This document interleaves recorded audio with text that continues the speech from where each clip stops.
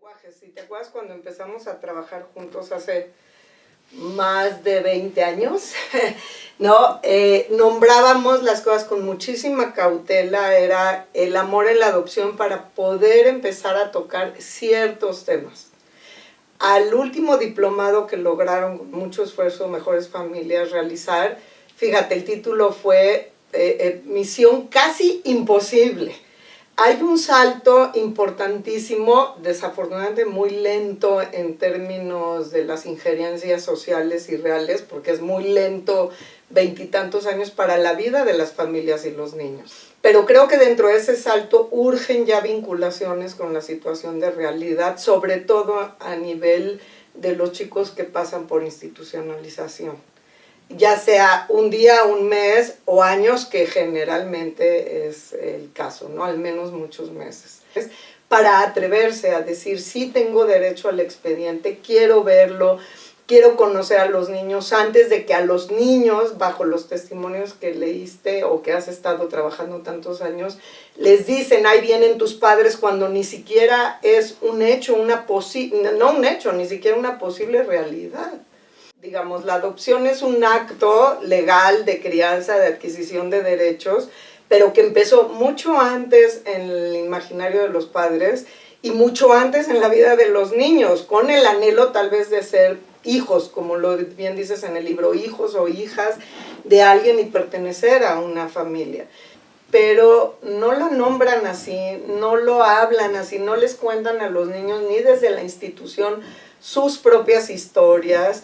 Hay muchas falsas percepciones también sobre, es que está muy chiquito, cuando sí, hay niños, claro, no vas a hablar igual con un bebé de 9 meses que con un chiquito de 2 años, pero minimizan, inclusive te acuerdas, alguna conferencista de UNICEF dijo que el llamarlos menores era también una minimización de sus posibilidades, ¿no? Y a nivel terapéutico hay muchas maneras de simbolizar y de poder ir reconstruyendo quiénes son o cuál es su historia.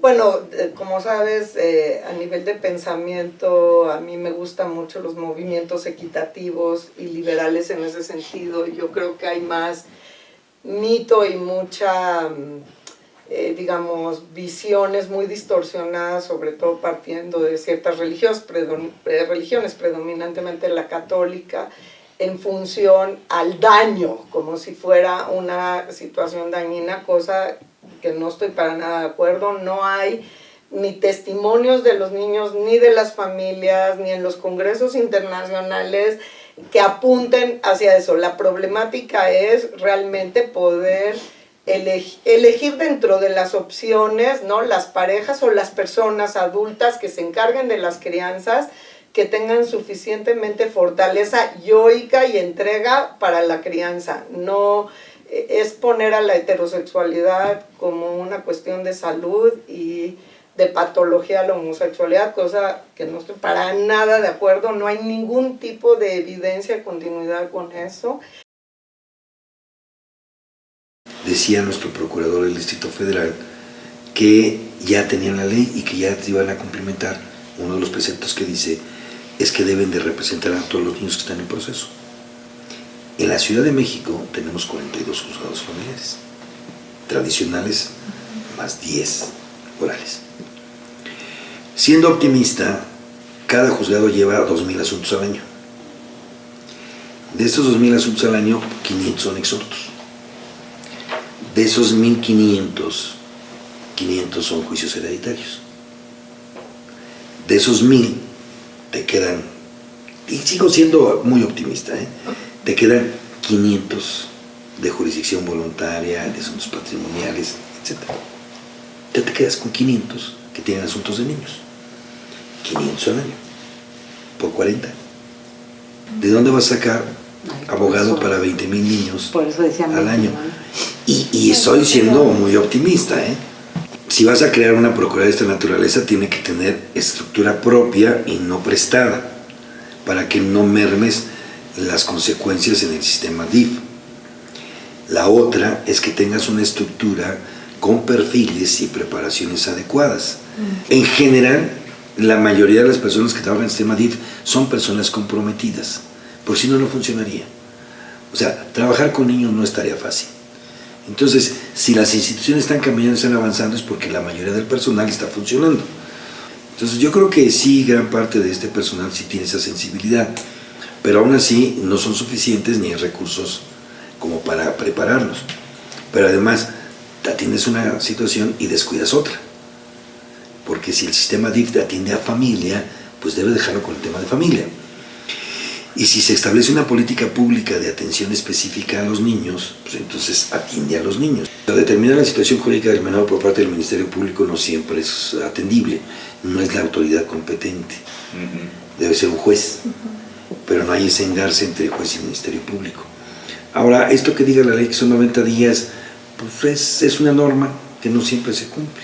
90 días lo que hace la Procuraduría es que deje el centro transitorio para ir a un centro asistencial. Esta colocación en hogares sustitutos sigue siendo una alternativa en el factor asistencial. Yo creo que la asistencia social, como lo tenemos dimensionado a partir de 84, no es más que la suma de asistencia pública y privada, pero no se han establecido los factores determinantes entre una y otra. Ustedes hablan de sus experiencias y conocen centros asistenciales que no tienen una buena norma, a pesar que hay una norma oficial de atención para albergues, norma oficial que no todos conocen. Estas procuradurías son realmente de asesoramiento. La Procuraduría de la Defensa de los Niños, Niñas y Adolescentes o un protector de niños no tiene facultades de investigar delitos. Lo que en todo caso tendría que hacer es, como abogado de la víctima, acudir al Ministerio Público y hacer gestiones, ir ante el juez familiar y hacer promociones. A mí se me ocurre como abogado hablar del depósito judicial. Si en este momento yo presento 320 asuntos de depósito judicial en 40 juzgados, pues algo tengo que mover. Pero además tendría la posibilidad que 340 familias pudieran acoger a menores ilegalmente, lo que no implica que sea tutela, lo que no implica que sea adopción y lo que no implica que sea desarraigarlos de su seno familiar. Pero es mejor tener 340 familias protegiendo cada una a un niño que tener 340 niños institucionalizados. Y en el factor burocrático trabajamos con estadísticas, no con resultados.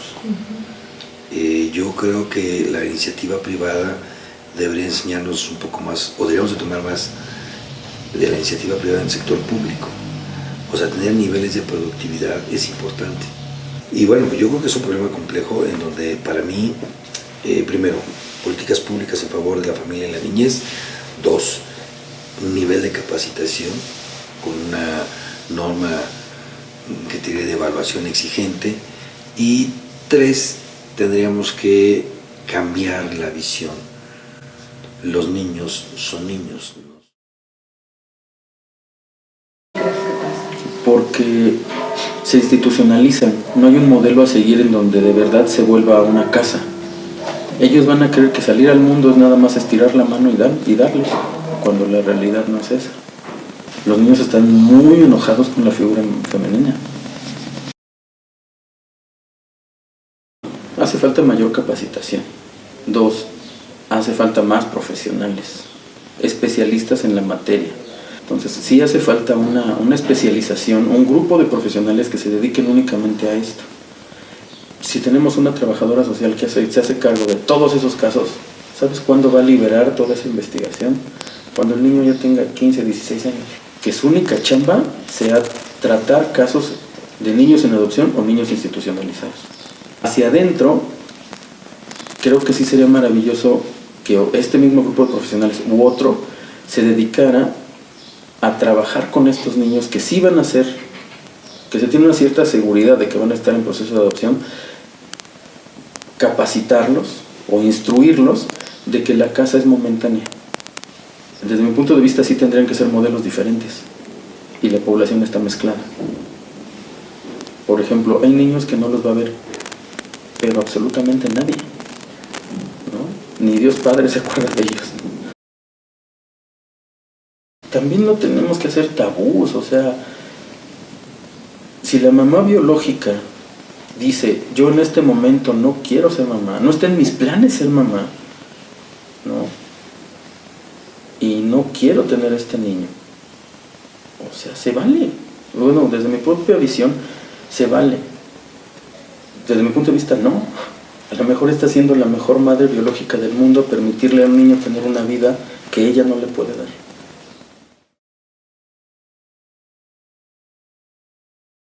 Pues esos niños, en teoría, tienen que ser exactamente iguales que los otros, ¿no?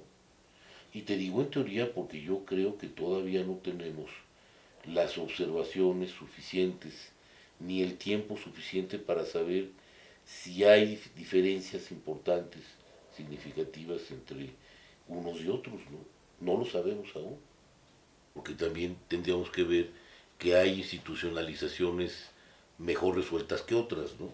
Entonces, si tú tienes un instituto muy profesional, donde reciben a los niños y les van a dar lo que necesita, cada edad necesita cierto tipo de estimulación, cierto tipo de trato, ¿no? Entonces, si se le está dando al niño la estimulación que necesita, se le está enseñando, permitiendo aprender las cosas que necesita, se le está permitiendo socializar, etcétera, etcétera, bueno, en teoría ese niño pues está bien, está madurando convenientemente, ¿sí? Y en el momento en que llega a su casa adoptiva, pues seguramente habrá un pequeño periodo de ajuste. Siempre hay un periodo de ajuste, ¿no? Entonces, ¿qué es lo que pasa? Que también hay un sistema de complejidades que se presentan en ese momento de la vida del niño que aunque uno diga, no, pues es que es un niño pequeño, no lo recuerda, no lo tiene muy consciente, que eso es un poco lo que yo me he encontrado también a nivel terapéutico con familias, ¿no? Que dicen, pero son cosas que ocurrieron hace tanto tiempo y que de pronto el niño o niña no tenía como la memoria en ese momento ni el recuerdo como para identificar qué era lo que pasaba en ese momento de su vida. Yo digo sí lo recuerdan porque a nivel terapéutico salen, ahí empieza también un proceso de construcción de identidad que es muy importante y es como empezar a identificar mis antecedentes y mi historia y qué fue lo que pasó conmigo antes de llegar a esta casa o a esta familia que habían en Bogotá y eran niños retirados generalmente del medio familiar por situaciones de abuso, de negligencia, de maltrato, niños también que dejaban expósitos, niños y niñas. Entonces uno dice, a veces el proceso de restablecimiento de derechos puede llegar a ser un poco tardado, ¿no? O sea, los tiempos jurídicos pueden llegar a ser muy largos y muy prolongados y a la par de los procesos jurídicos, pues hay toda una vida de un niño y una niña que está creciendo, ¿no? Personas con quienes yo no tengo ningún vínculo filial, consanguíneo, pues, cómo pueden llegar provisionalmente a asumir mi cuidado y mi protección mientras que yo estoy en un proceso de restablecimiento de derechos, mientras que yo, mi familia y yo estamos en un proceso de restablecimiento de derechos y se toman las medidas pertinentes para definir si me regreso o no me regreso a mi hogar biológico o si definitivamente entro en otra medida de protección donde se indique que debo pasar a una situación de adoptabilidad y de llegar a un proceso de una nueva familia, ¿no? A nivel emocional están viviendo o están transitando por una situación, puede ser de crisis. Las personas deben estar preparadas para poder hacerlo. Deben tener también un continuo acompañamiento de las instituciones del Estado, o sea, no pueden estar solas, pero también en la medida en qué formas o qué decisiones se toman para proteger a la familia que cuida y también al niño que está cuidando. El Estado tiene que garantizarle su legítimo derecho a pertenecer a un medio familiar. Mira, el mensaje, y creo que es, a pesar de grandes cambios que hemos tenido en el trayecto de estos 20 años, es que el tiempo sí importa. Mientras más se tarde en la vida quizá de alguien de una institución o del DIF de aquí a la siguiente junta, pasa un año, pueden sentir lo que, bueno, fue hace ratito la junta. En la vida de un niño y de una familia es una eternidad. El daño desde luego hay, está muy documentado en todo el mundo, no es característico solamente de México, ¿no? Sino los daños institucionales en función a los efectos cerebrales de aprendizaje, de afectos, de apego, son duraderos. Digamos, yo le apostaría, Aurora, más no a sobrevivir. Los niños hay mucha minimización de, ay, todos aguantamos tanta cosa, que cuál es el problema, ¿no? Sí, podemos aguantar, los niños pueden sobrevivir, sí, porque si ya llegaron ahí es que sobrevivieron. Pero la apuesta sería a la vida, no a sobrevivir, sino a vivir. Para mí los niños siguen siendo un tema a tratar y que lucho porque realmente se protejan y que dejemos de tenerlos como una bandera que enarbolamos en eventos oficiales y que arreamos en problemas reales. Los niños siempre serán niños y son obligación de todos nosotros.